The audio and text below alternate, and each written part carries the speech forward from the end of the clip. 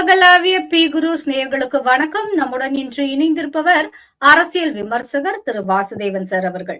Sir வணக்கம் sir, உங்களை வரவேற்கிறோம்.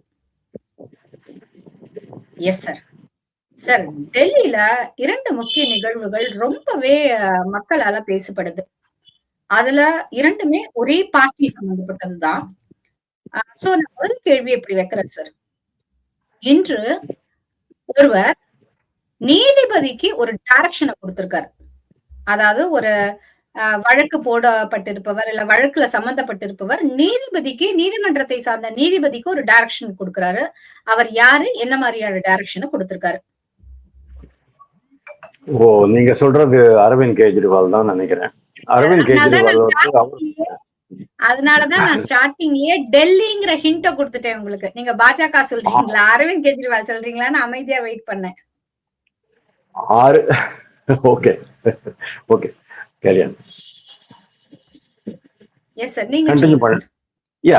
ஆக்சுவலி இது 6 நாள் முன்னாலே நடந்தது மேடம். இது வந்து புதிய விஷயம் கிடையாது. ஆனா இன்னைக்கு அவர் வந்து ஒரு லெட்டர் வரை கொடுத்துட்டாரு.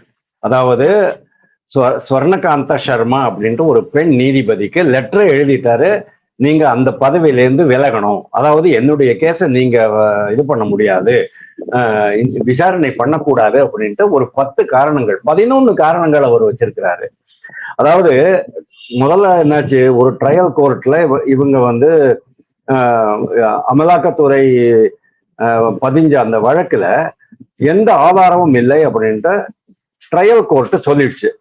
ட்ரையல் கோர்ட் சொல்லிட்டு இவங்க எல்லாருமே வெளியில விட்டுட்டாங்க. அதாவது மணீஷ் சிசோடியா துணை முதல்வர், அரவிந்த் கெஜ்ரிவால் முதல்வர், இவங்க எல்லாருமே அந்த லிக்கர் ஸ்கேம் அப்படின்னு ஒண்ணு இருந்தது இல்லையா, 823 கோடி ரூபாய் லிக்கர்.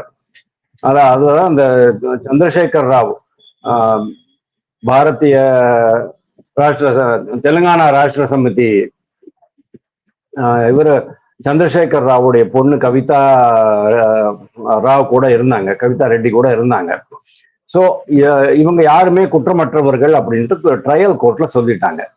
உடனே இடி என்ன பண்ணிச்சு, பிப்ரவரி 9ஆம் தேதி பிப்ரவரி மாசம் அவங்க வந்து ஹைகோர்ட்ல அப்பீல் கொடுக்குறாங்க. அந்த அப்பீல் வந்து 9ஆம் தேதி ட்ரையலுக்கு வருது. ட்ரையலுக்கு வரும்போது அங்க 2 ஜட்ஜு இருக்கிறாங்க. அதுல ஒரு ஜட்ஜு இவர், அதாவது இந்த ஸ்வர்ணகாந்தா சர்மா அப்படிங்கிறவங்க.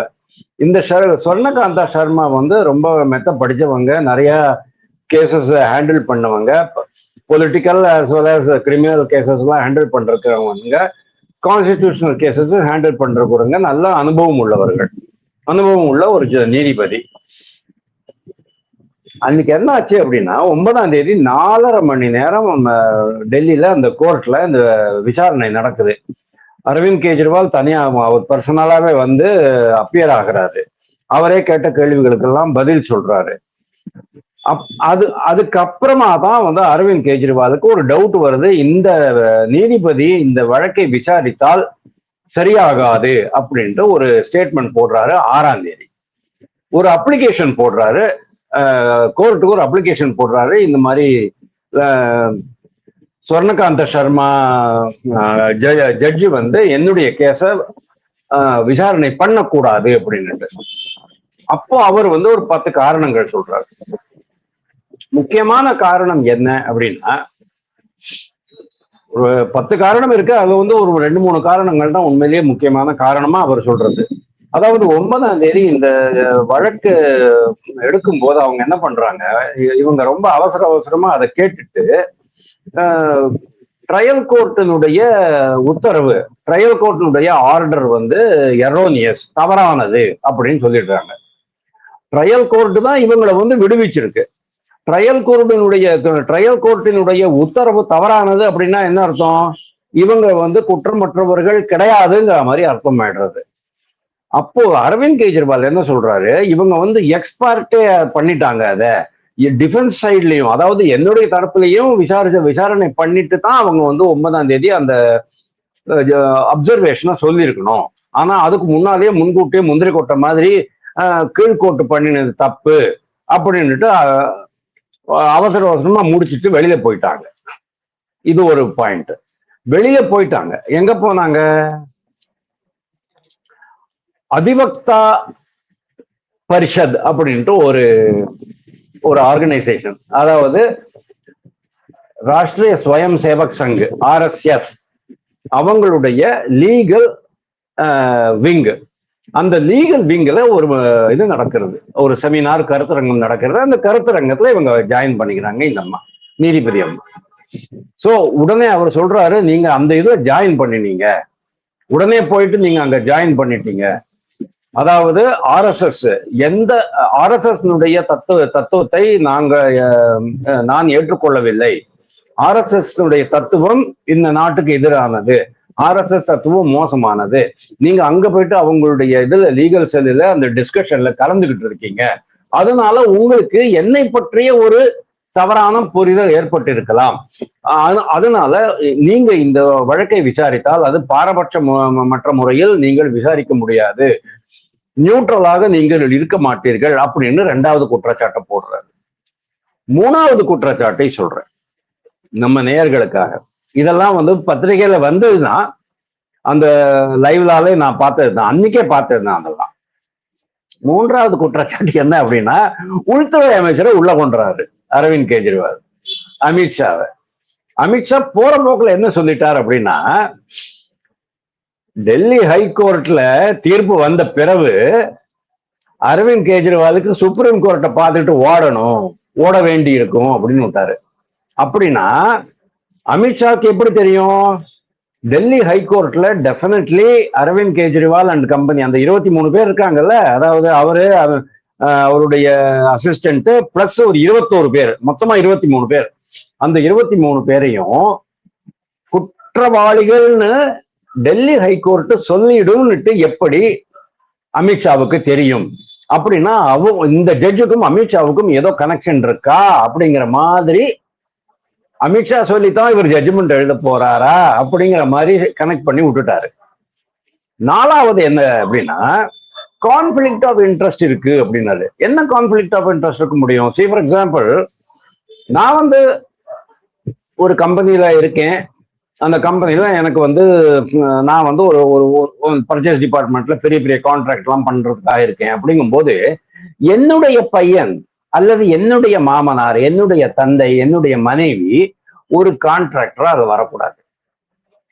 அவங்க வந்தாங்கன்னு சொன்னா எனக்கு அவங்களுக்கு தான் கொடுக்கணும்னு தோணும் இல்லையா? அதுதான் conflict of interest. Conflict of interest situation இதுக்கு முன்னால் நிறைய வந்திருக்கு. சோனியா காந்திக்கு கூட கான்ஃபிளிக்ட் ஆஃப் இன்ட்ரெஸ்ட்ங்கிற சிச்சுவேஷன் வந்தது. அவங்க நேஷனல் டெவலப்மெண்ட் கவுன்சில் இருக்கும்போது அப்போசிஷன் லீடர் அது மாதிரி ஏதோ ஒரு பதவியில இருந்தார். அப்போ அதை ஏதாவது ஒண்ணுதான் நீங்க வச்சுக்க முடியும், இல்லைன்னா கான்ஃபிளிக்ட் ஆஃப் இன்ட்ரெஸ்ட் வந்துடும் அப்படின்னு சொல்லி அவங்க பதவி விலகினாங்க. அது 2004, 2005 காலகட்டம் எனக்கு ஞாபகம். ஓகே, கான்ஃபிளிக்ட் ஆஃப் இன்ட்ரெஸ்ட் எப்படி வருதுன்னு சொல்றேன். இந்த ஜட்ஜ் இருக்காங்க இல்லையா, ஸ்வர்ணகாந்த சர்மா கூட 2 பசங்க, அவங்களும் அட்வொகேட், வக்கீல்கள். அவங்க 2 பேருமே சென்ட்ரல் கவர்மெண்டுடைய லீகல் பேனல்ல இருக்காங்க. சென்ட்ரல் கவர்மெண்ட்டுக்காக அவங்க பல இடங்கள்ல சென்ட்ரல் கவர்மெண்டுடைய வழக்குகளுக்கு ஆஜராகிறாங்க கோர்ட்ல.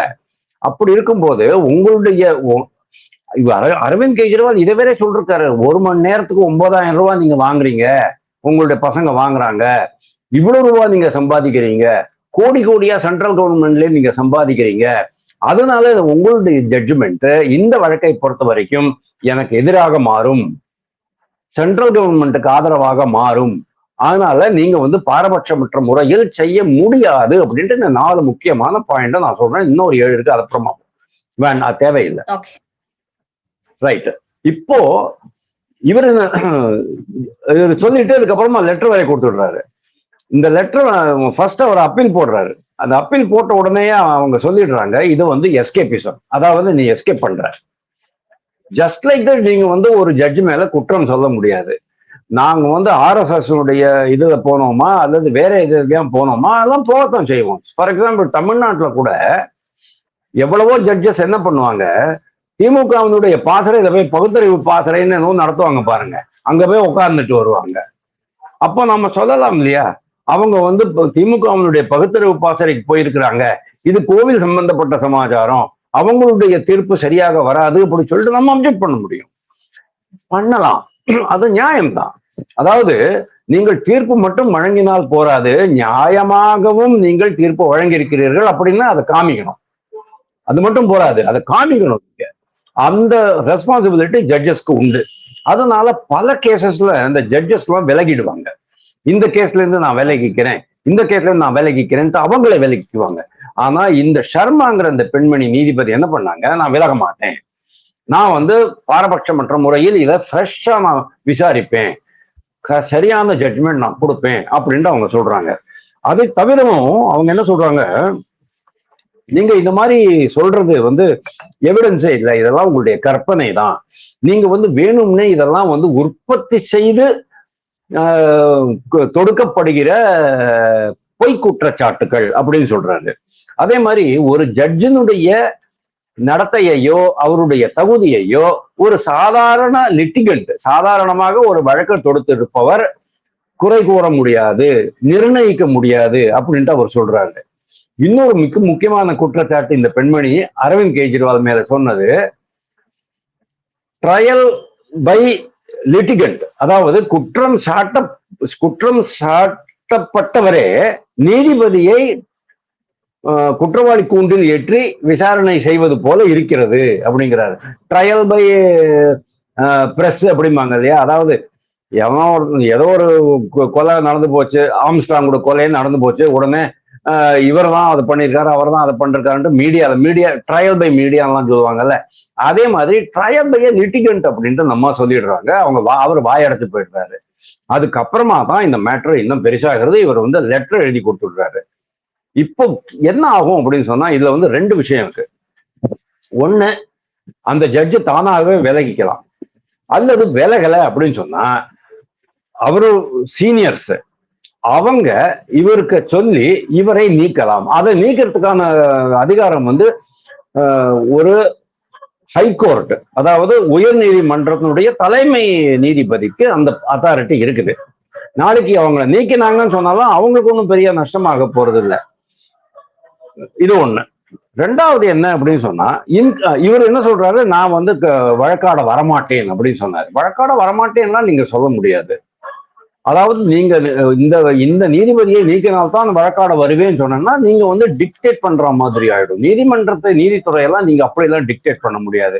நீங்க அப்ளிகேஷன் கொடுத்து பாருங்க, வெயிட் பண்ணி பாருங்க, இன்னொரு அப்ளிகேஷன் கொடுத்து பாருங்க, வெயிட் பண்ணி பாருங்க. எவ்வளவு நாள் தான் நீங்க ஜகா வாங்குவீங்க, வரமாட்டேன்னுட்டு? உடனே அவங்க என்ன பண்ணுவாங்க, அரெஸ்ட் வாரண்ட் இஷ்யூ பண்ணுவோம், திருப்பியும் உள்ள உட்காந்து வச்சுப்போம். இதுதான் நடக்க போறது. அதனால அரவிந்த் கெஜ்ரிவால் இந்த விஷயத்த ஒரு தவறான முறையில கையாண்டிருக்கிறார் அப்படின்னு நான் பாக்குறேன்.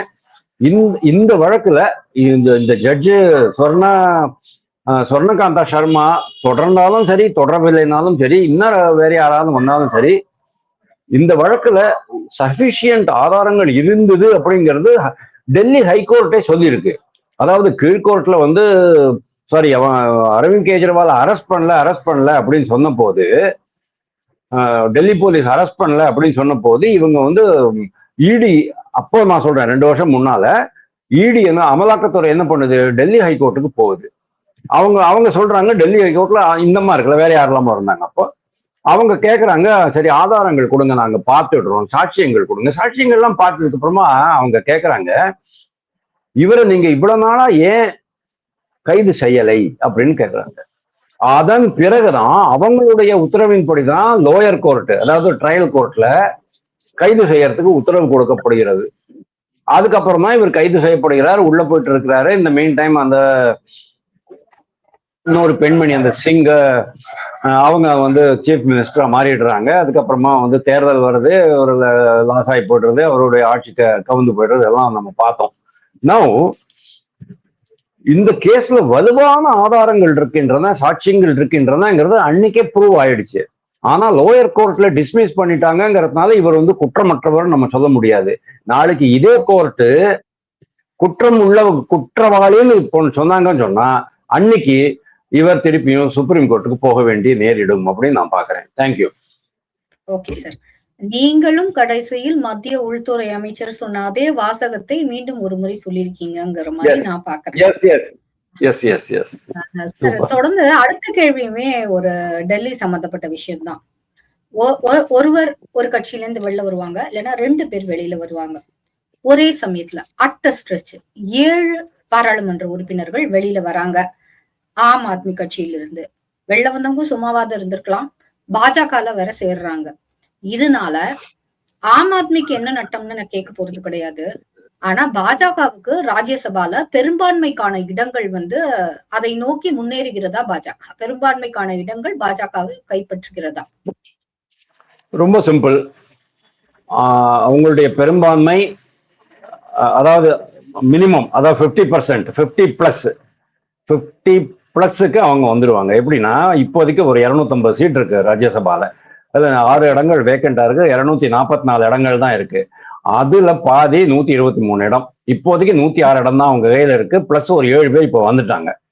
அதாவது பாரதிய ஜனதா கட்சிக்கு 106 பிளஸ் இப்போ 7 பேர் ஆம் ஆத்மி கட்சியிலேருந்து ராகவ் சட்டாவோட உபயத்துல 7 பேர் வந்து ஜாயின் பண்ணிருக்காங்க. 113 ஆயிடுச்சு. 123 வேணும், 10 தான் கம்மியா இருக்கு.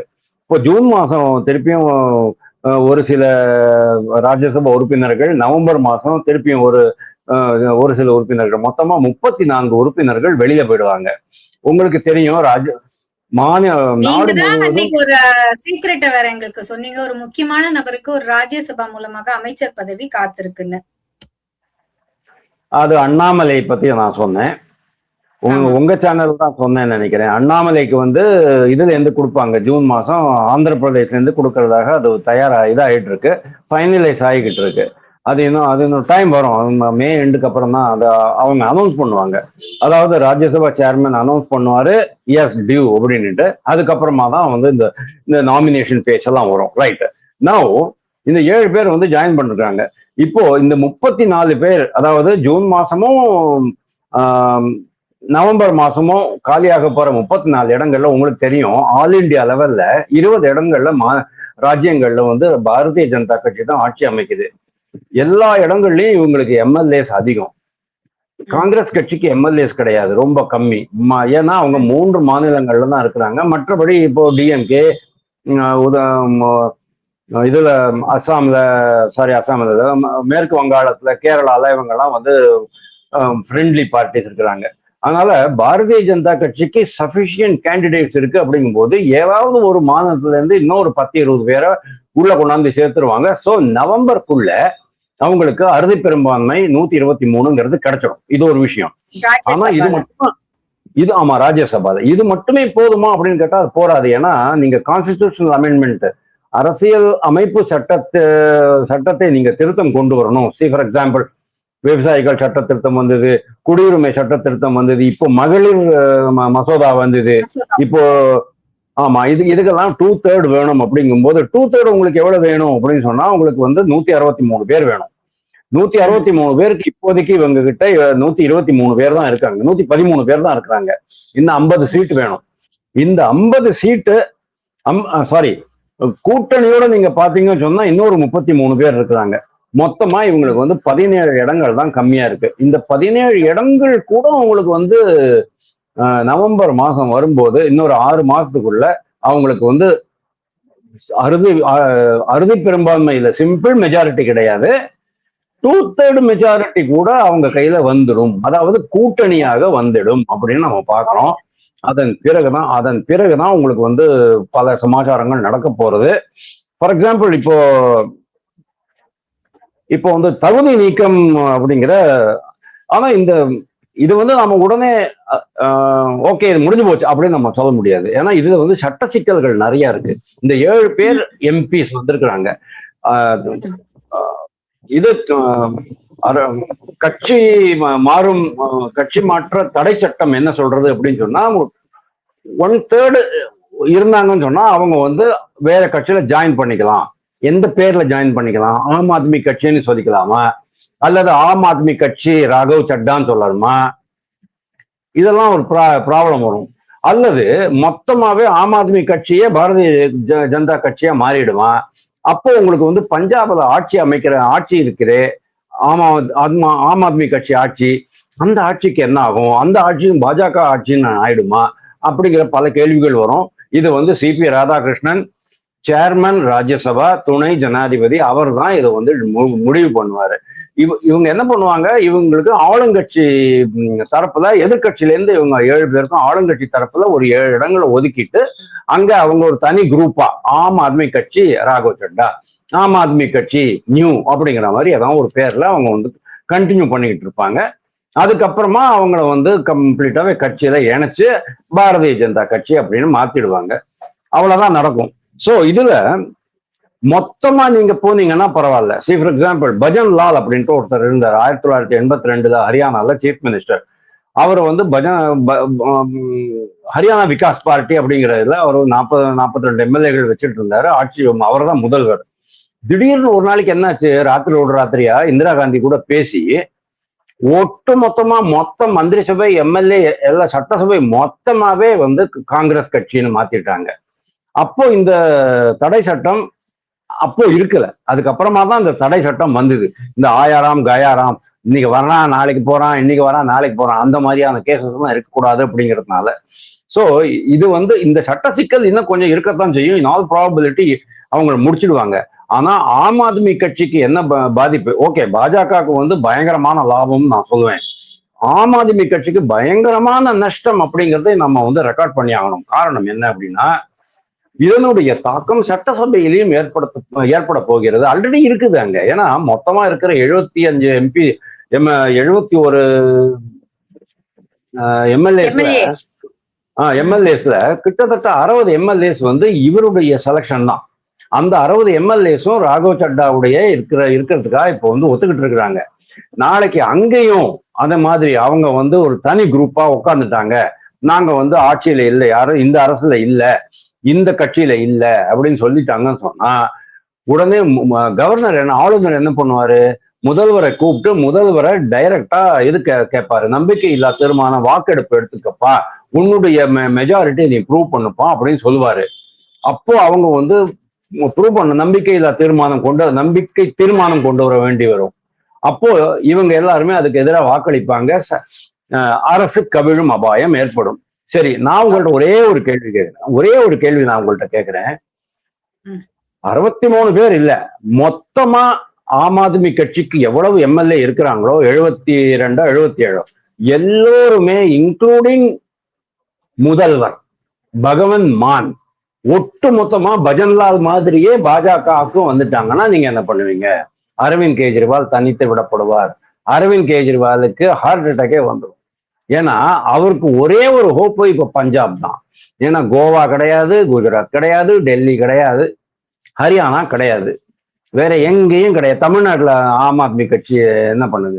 10 பேர் இருக்கிறாங்க, அவ்வளவுதான். மொத்தமாவே 10 வாக்குகள் தான் வரும்.